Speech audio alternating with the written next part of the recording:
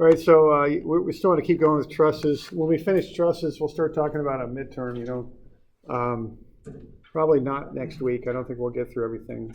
Do you guys have midterms next week that are coming up? Like, what do you got? Do you have physics and all that next week? Or? Circuits. Circuits? Yeah. Okay. How about physics? You know when that's? Physics was yesterday. Yeah. Oh, what? Oh, okay. So, okay. So we'll look at them. I'll give you a little warning. We've still got a little bit of stuff to cover here. I'm thinking maybe early the week after, maybe Monday of the week after or something. I don't know. I always like to just ask you guys. I don't want to schedule it on a day when you got a physics midterm or something. Yeah, Monday. I'm thinking. Okay, so that's kind of what I'm thinking about. I don't know. We'll figure it out. But we're good. Okay. All right. Okay. So and this stuff will be on the midterm. So let's kind of get this figured out. And I really do mean that because this is kind of a process.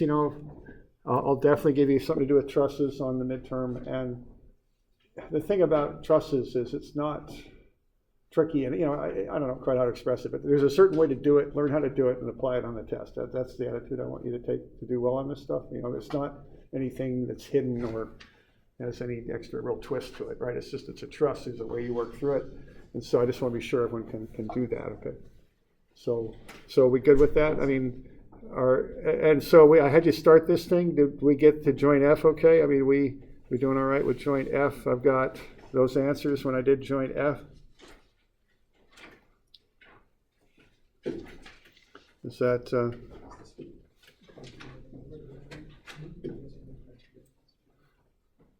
all right? This is 17B, I think. What this was? Yeah, it was in the homework because I started to have you work on this for the homework. This is one of the homework problems that's due on Monday. So we all right with that?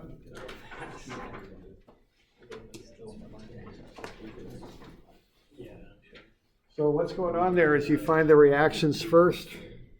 54 kilonewtons over there at F. And then when you do that joint F, you draw it up. You want to draw a picture of each joint. Put the forces on there, which are on the same line as the members of the truss. And then you got two equations you can run, sum of Fx and sum of Fy. I would do sum of Fy first because there's only one y unknown, that's dF. Once you do sum of Fy, you get dF, then you can do sum of Fx and get EF, okay? So we got any questions on that? You doing all right?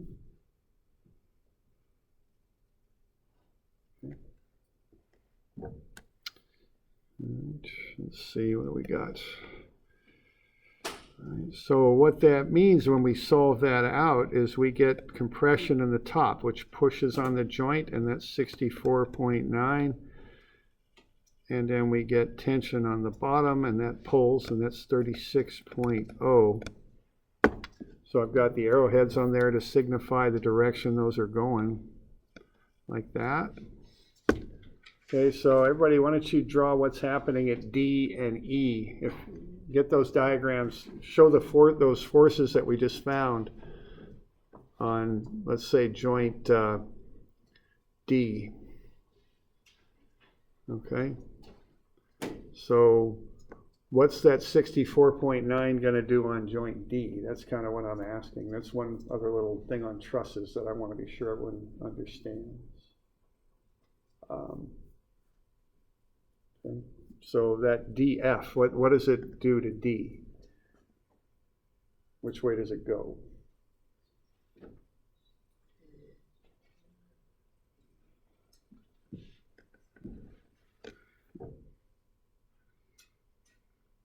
Does it go up left or down right at D? Up left. Yeah, because, okay, think of that as being like a block of rubber. You're pushing in on one side, you also push it on the other. It pushes both of your hands out. That's what something in compression does. If you think of taking a block of rubber and pushing it out with both hands, it'll push both of your hands out. Okay, similarly, what does EF do at E? Does it go to the left or the right? and it goes to the right, okay? So you got to remember to turn those forces around when you go from one joint to the next, okay? So the members either in tension or compression, one or the other. So, are we okay with that?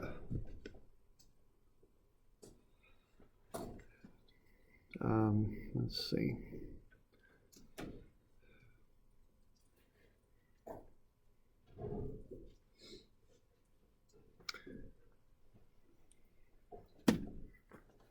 All right, so that's kind of how you work through that. Then you just kind of keep going and work your way from joint to joint. You know, I do want a picture of every joint you work on, and you know, take the time to do that. It takes, I think I drew one in 15 seconds, so it's not a huge amount of time, but it does, you know, helps you to visualize and get that set up properly, okay? And then you just kind of work on through the truss. Okay, let's see. All right, if we go to joint E next, what do we got? We got 36, right? We got DE, and then we've got BE, right? We got that.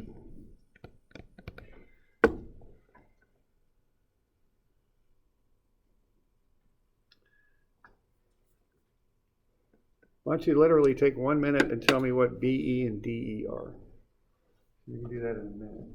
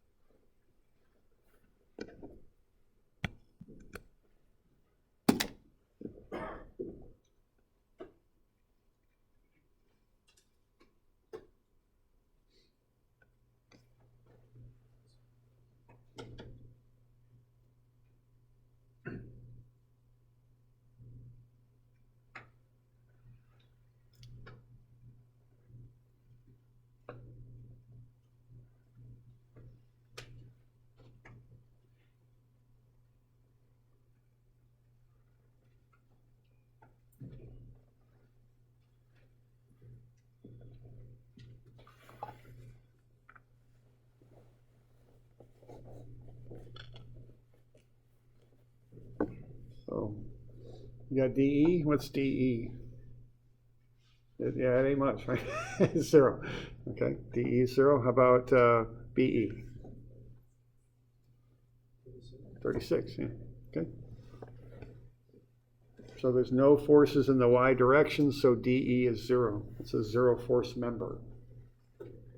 And then BE, when you go sum of Fx, is the same thing as EF was. It's 36 tension. Okay. Okay, so basically what we're doing, we're just applying trigonometry and equilibrium to these joints and working our way from joint to joint. Remember to turn the force around when you go from one joint to the other. All right. So we got any questions on that? The basics of that? Yeah. So in the real world, why is DE there? In the real world, DE could be there for a lot of reasons. One thing is trusses have multiple loadings on them, like bridge trusses. As a vehicle crosses, you get different loading patterns. So this is one loading pattern. There could be others. That's number one. Number two might be when you build the truss, you might have kind of a cantilever. If it's a bridge sticking out over the river for a little while, you might need that there to hold that together while you're building it. And the other could just be for aesthetics and kind of what it looks like. So a few reasons there. Okay. So that's why DE is there, and when you're working.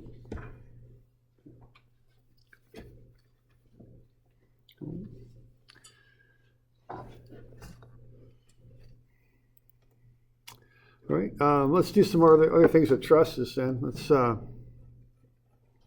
look at let's look at these zero force members, and let's be sure that we can find them, and let's kind of identify these now, okay?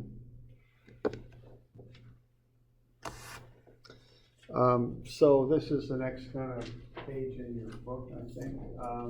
We're back in the notes section of the book.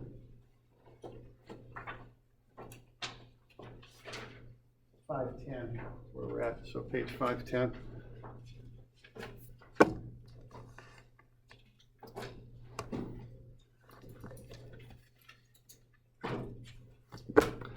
All right, so these zero force members carry no load in a given loading pattern.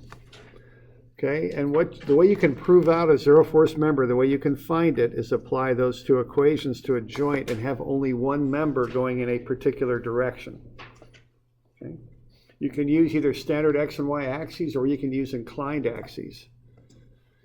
Typically you find zero force members at unloaded corners of a truss, and where two collinear members, which means two in a row, intersect a third member and no load is applied. Those are common places to find them. Okay. Now the one thing on these zero force members is you only have to prove they're zero at one joint. That's really all you have to do. If it's zero at one joint, the whole thing is zero. Okay. So let's kind of look at these and try and identify the zero forces. Our goal here on this is to be able just to look at a truss and say, oh yeah, that's zero, and that's zero. Okay. Do you see any likely candidates on this truss here? I'm sorry now? C-E? D, C-D. Yeah, there you go, right.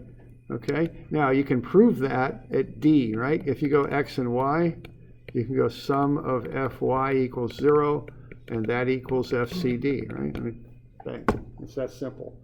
Now the configuration for that is what I'd call an unloaded T. If you have two collinear members, BD and DF, right in a line, and a third that is not obviously not on that line, and no load applied at D, that thing's going to zero out. Okay, the third one, the third part of the T. So the two parts of the T in a line will not be zero usually, but the third one coming off that line will be. All right. We got any others?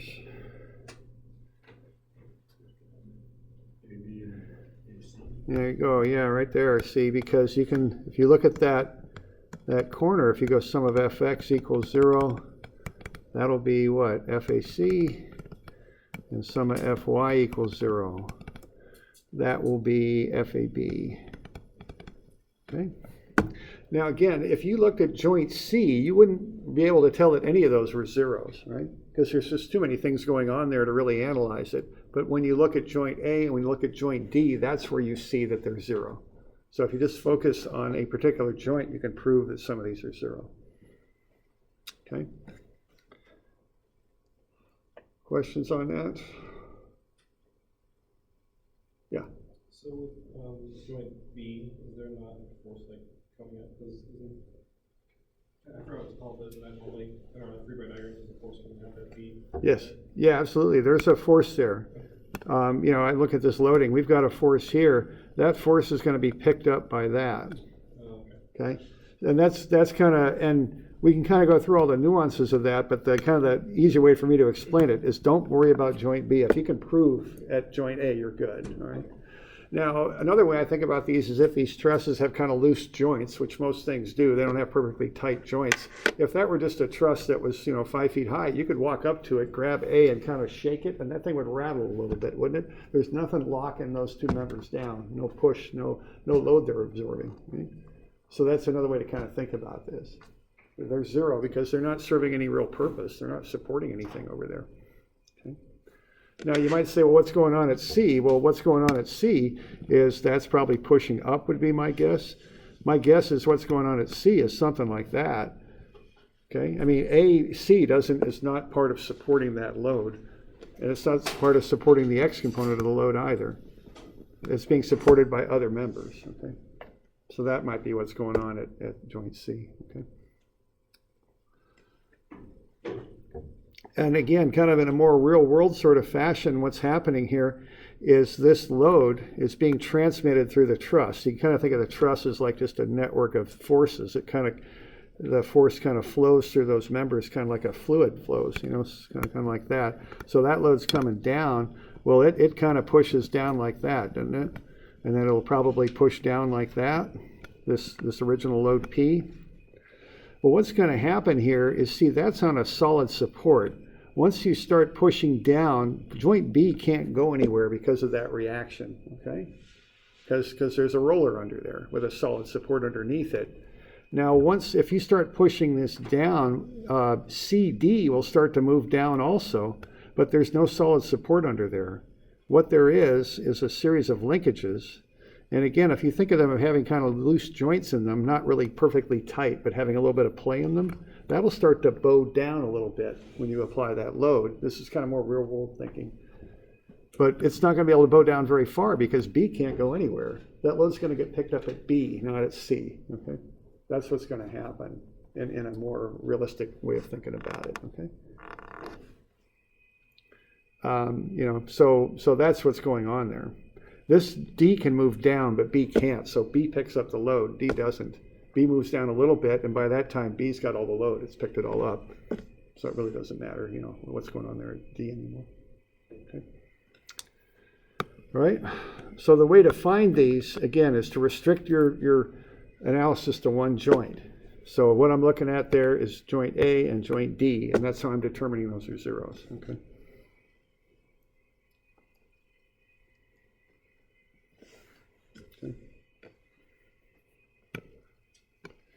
So unloaded corners and unloaded T's have zero force members. That's how you recognize these, by just looking at them. Okay. You see any zeros on this one? We're getting a little bit more complicated here, but there are a few, couple at least.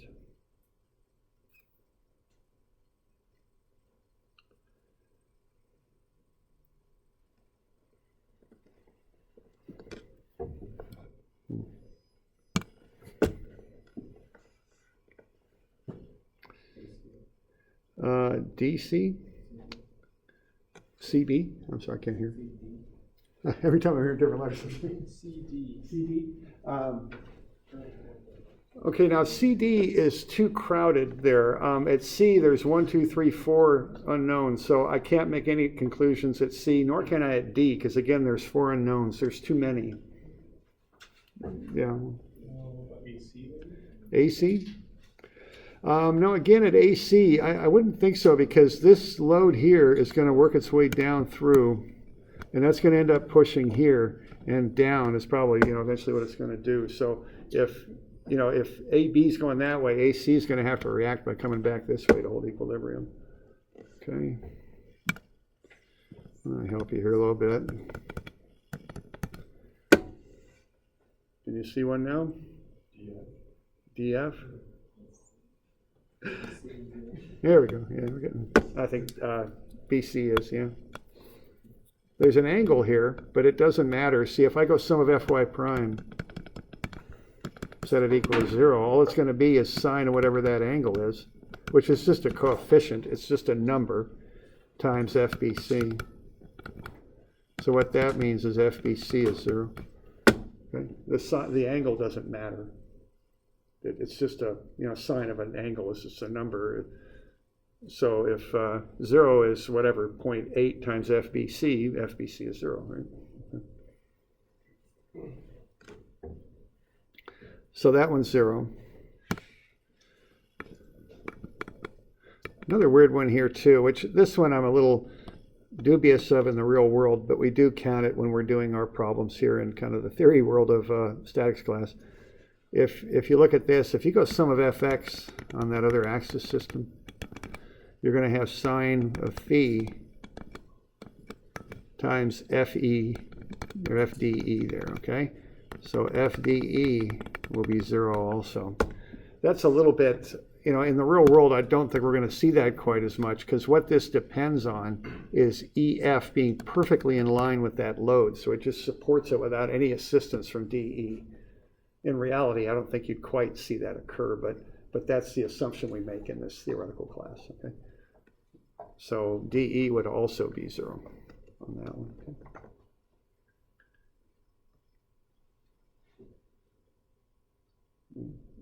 Any questions on that one?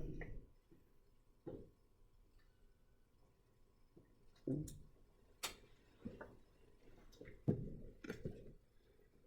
So that's a couple there. Okay, so we got a corner with one collinear load has a 0 force member. and then that's the DE, and then BC is an unloaded T is what it is. Even though it's at an angle, it's still going to zero out. Okay.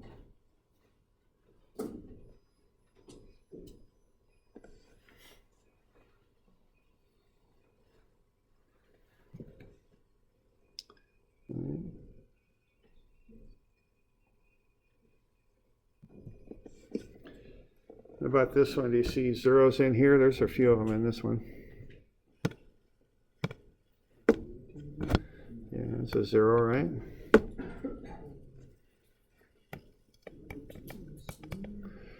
All right, now the thing, each one of these is kind of covering a little bit different concept. The concept I want to cover on this is once something's zero, it's gone. Okay, it's like it's not there anymore. So everyone good with BD being zero? Okay. What happens next? If BD is zero, what else is going to be zero? Yeah, DC. So sometimes you can kind of link these together. If one's zero, you can kind of keep going and find other zeros. And I don't know if that isn't quite a right angle in there, so I'll call that phi. So sine theta times FDC. All right. Now, you could argue for one other on this. It's a little bit, again, requires a little bit more analysis here, but when you look at the whole truss, if RGX is zero, which what I would assume it is because there's no applied X force, what are we going to get to there? Then FCG will be zero. Okay. Now that requires a little bit more analysis, but that's how that would go. Okay.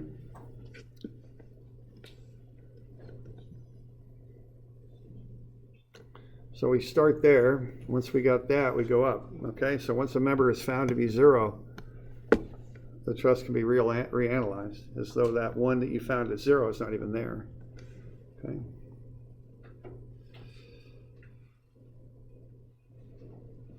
And then the last one is right there. If you assume RGX is zero, CG is zero also. Okay. So we just want to be able to observe these and call them out as zero.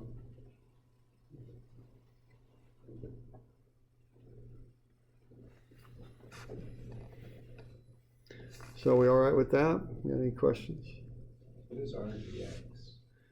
It's the X reaction at G, because G is a pin joint. Oh, okay. So yeah, so we'd have to treat the whole truss as one object, do the equilibrium stuff. And it only has a Y. Right, yeah, because, yeah, thanks, that probably required more explanation than I gave. So, yeah, the only load we've got is P, which is going straight down. From that, when I do the free body diagram for the whole truss, you could probably pretty quickly get to this, that RGX is zero. And then that leads into the zero force member being, that CG is a zero force member. Okay. All right.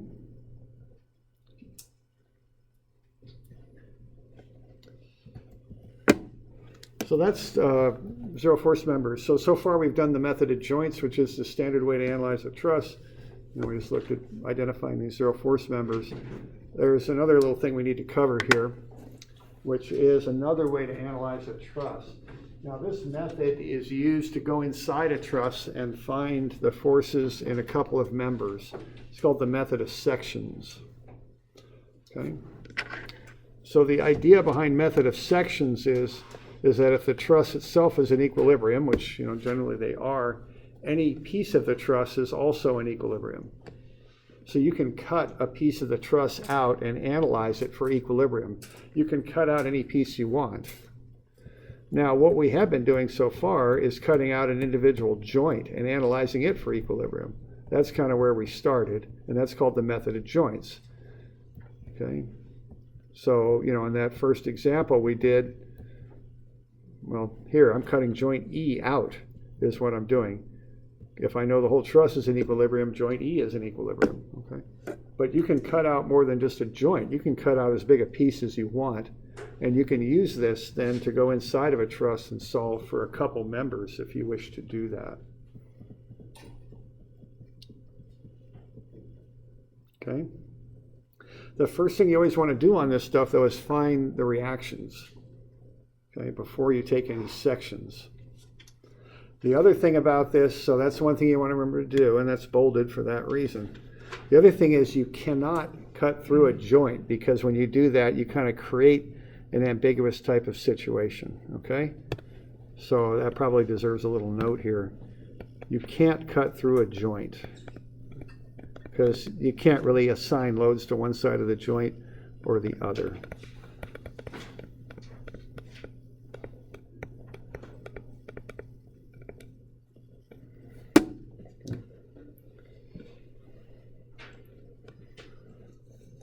All right, so let's have a look at this next one here, page 530.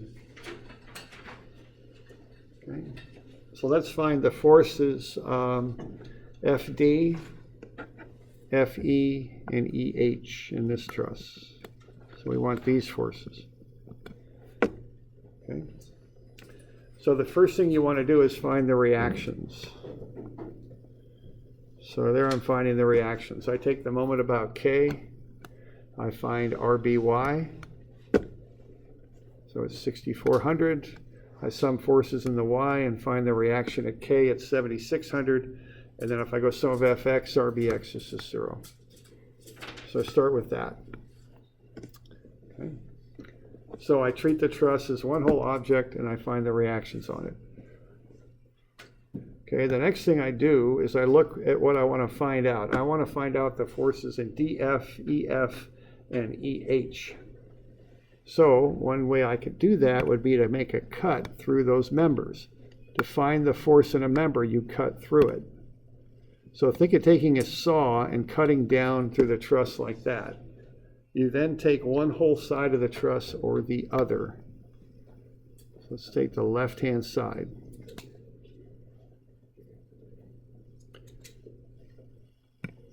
So what's going on here is I am looking at this piece of the truss and saying, I know it's in equilibrium.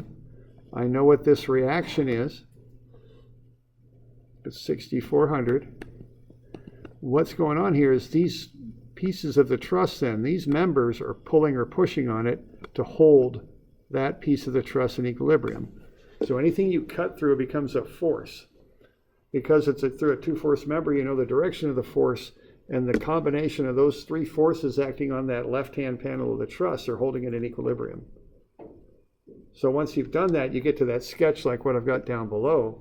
Then you can go ahead and just use standard statics to analyze it and define the forces. So after finding the reaction at D, I can make a cut and pull that left-hand ADEB section of the truss out and look at how those other members are pulling and pushing on it to hold it in equilibrium. Okay. So that's what I'm doing.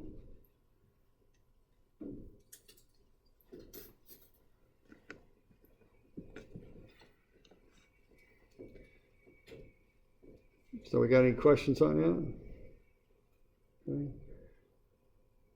And once you get to that sketch, you know, now it's just an equilibrium problem. That's all it is. Okay?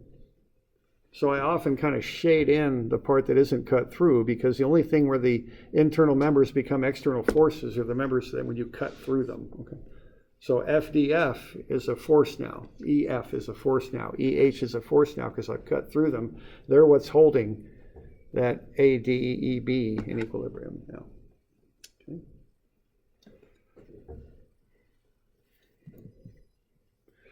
All right, so if that's a little equilibrium problem I gave you and you needed to find FDF, FEF, and FEH, I mean, where would you start? What would your first step be on that?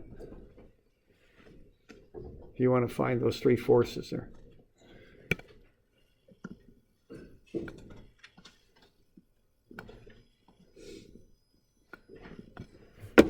Three unknowns. You can do statics on it and find it, right? What's the general rule if you're starting with three unknowns? What do you want to do first to find reactions? Eliminate two of them. Where's the spot to do that? E, okay? So why don't you do sum of ME, set it equal to 0, and find out what FDF is.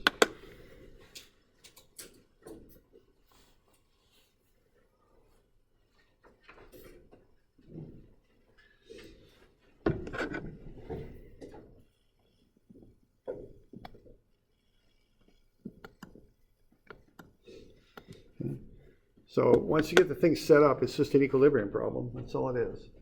Just like any other. And you can do static, some moments, and some forces to figure it out, you know.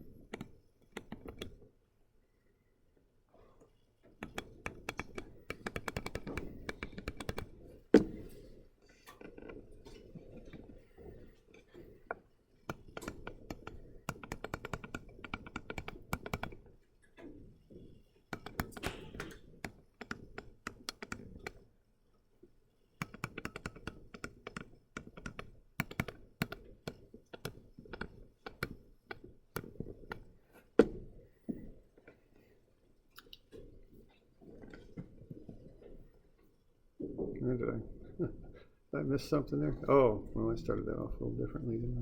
Okay. There we go.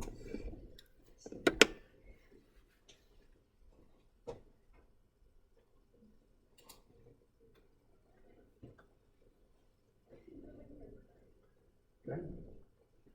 Something like that to do the moment about E.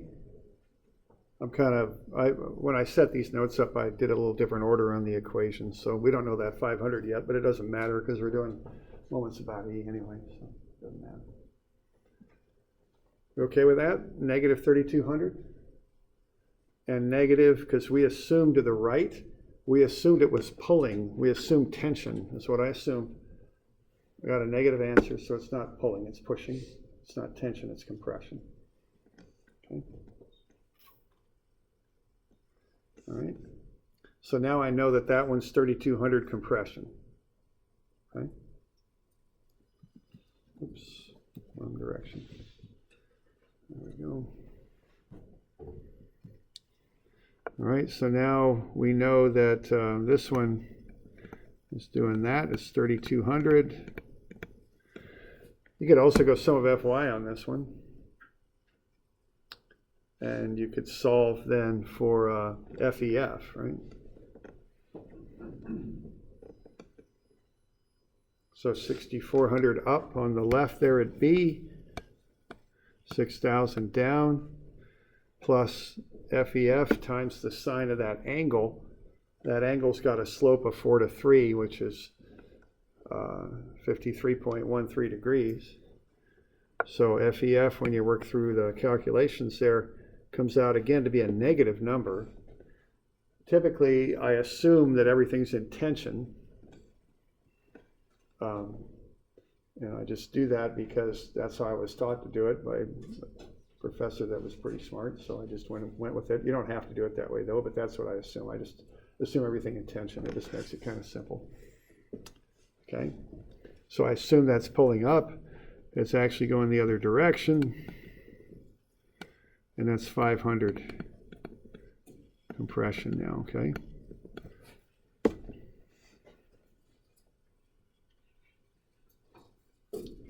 So this is the basics of the method of sections.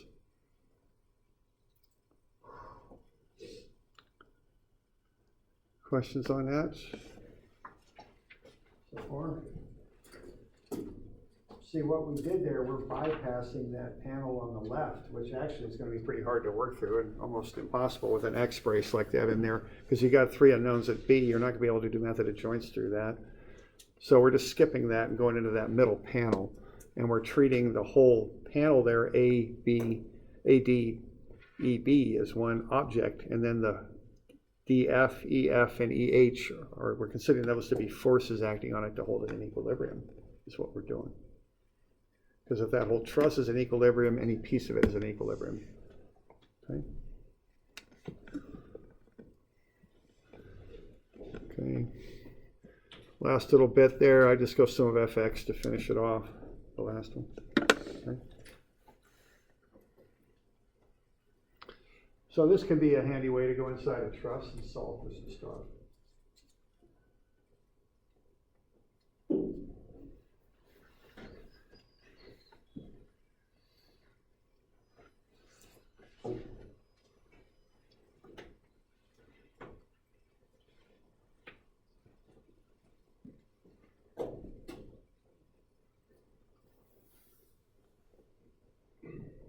So that's kind of the basics of the method of sections.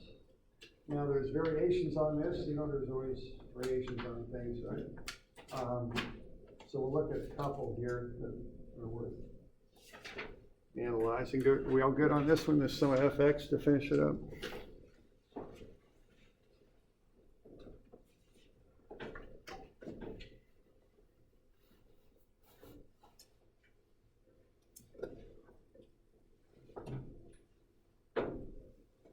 So we good on that?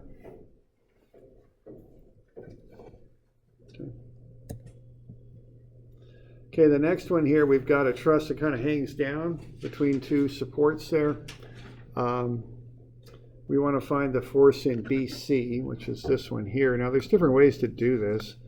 You know, there's some kind of basic ways. There's some that are a little bit trickier. I mean, whatever. So we want to find just that one right there. Now, to find a force in a member, the first thing you do is find the reactions. So I went ahead and did that, and I got RA and RF.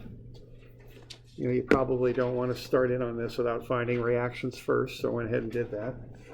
This is page 540. Okay. Then to find that force, I have to make a cut through BC. Now you can make cuts in any direction you want, you know, but I just went with a simple vertical cut going down through BC, and so I also had to cut AC and BD when I did that. Now there's different ways you can solve for that now. Now when I made that cut, that created 3 unknowns, AC, BC, and BD.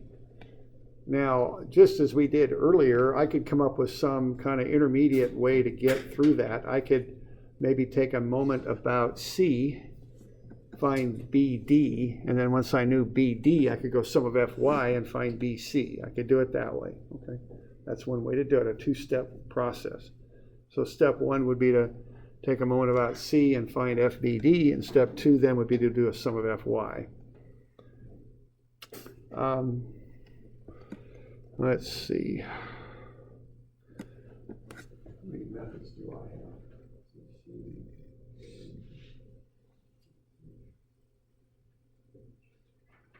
But there's another way I could do this too if I wanted to, and this is another little trick that might be worth going over. So what I want to do here is I want to find BC. If I want to do that in just one step, that's one unknown. I've got 2 others. What I can do is take a moment about the point where the other 2 unknowns intersect.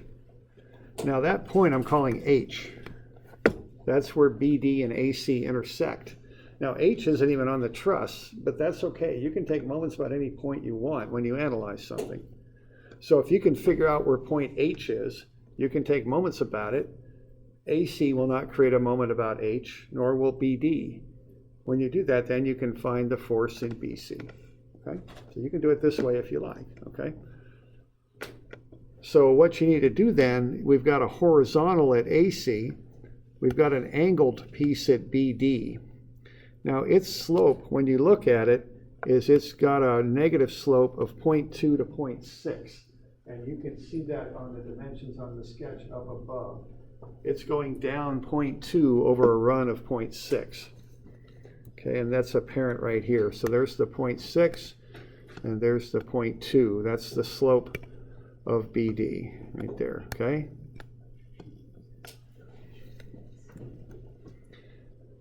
All right, so negative 0.2 to 0.6, that ratio will, what I want to do here is I can use that ratio and I want to see when this line of BD gets up to the level of AC, okay, which is 0.6 meters away.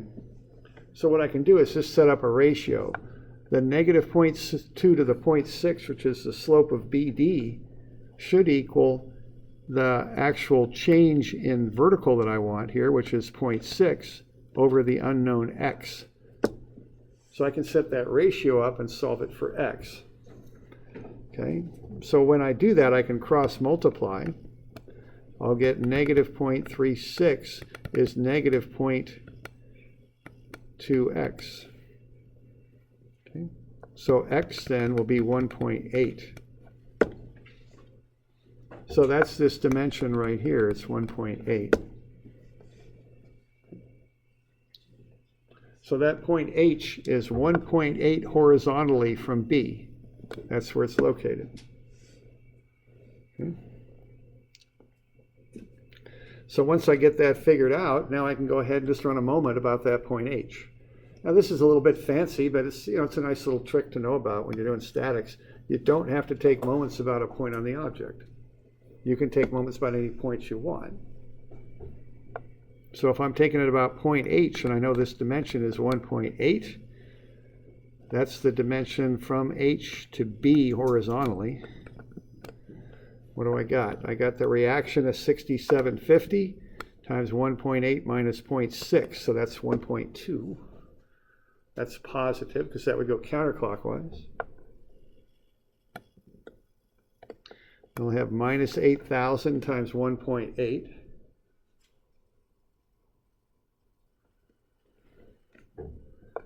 Okay, and then I've got my FBC. Cosine 45 times FBC gets me the horizontal component adjacent to the angle. 0.6 meter moment arm on that. Positive because it comes around counterclockwise. Sine 45 gets me the opposite, so that'll be this component here.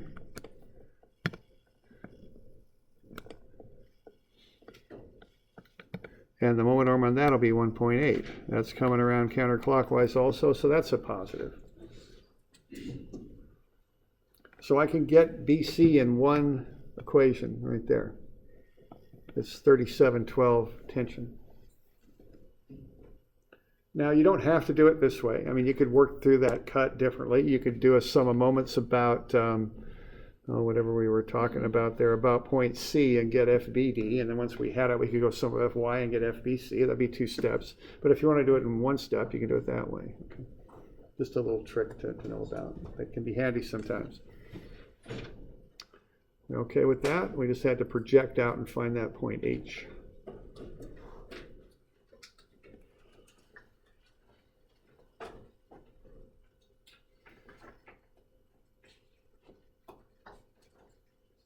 Let's get you a few more of these to do. Now what I'd like you to do on this, I'd like you to find some zero forces.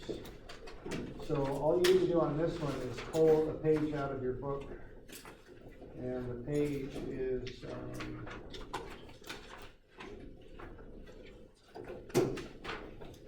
page 18. And all I want you to do is it's 301 through 305. So this will be due Monday also.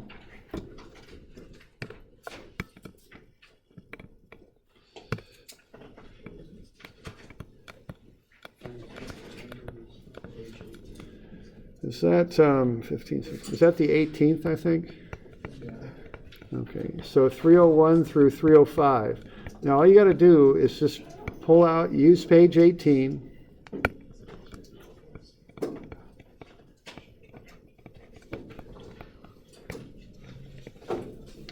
Mark the zero force members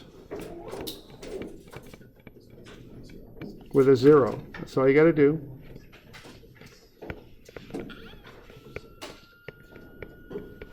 Okay, just mark them. So you don't need to write anything up. Just pull the page out of your book, put zeros on the zero force member. That's all you got to do, okay? Do we need to write like some of that, like a little bit? No. No, just mark them. Okay? All right?